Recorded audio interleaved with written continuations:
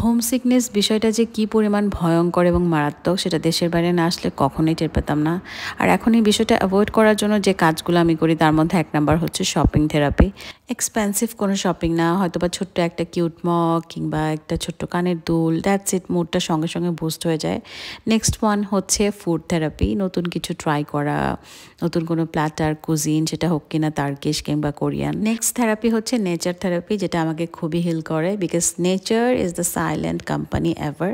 মাঝে মাঝেই আমি ঘাসের উপর শুয়ে থাকি, সানসেট দেখতে চলে যাই, অনেক বেশি গ্রিনের সাথে সময় স্পেন্ড করি। It's really helpful. One more secret is রান্না বান্না করা, সুন্দর সুন্দর কিছু আইটেম রান্না করা। হতে পারে সেটা কোনো বিদেশি খাবার, হতে পারে সেটা কোনো দেশীয় সিম্পল খাবার কিংবা কোনো ভর্তা যেটা খেতে আপনি রিয়েলি পছন্দ করেন, যেটা আপনি মিস করতেছেন। এগুলো ট্রাই করে দেখতে পারেন, খুবই হেল্প করে। এবং লাস্ট ওয়ান হচ্ছে ফ্রেন্ডদের সাথে হ্যাং আউট করা। মন খুলে ফ্রেন্ডদের সাথে আড্ডা দেন, কথা বলেন, হাসাহাসি করেন, দেখবেন মনটা একদম চাঙ্গা হয়ে গেছে।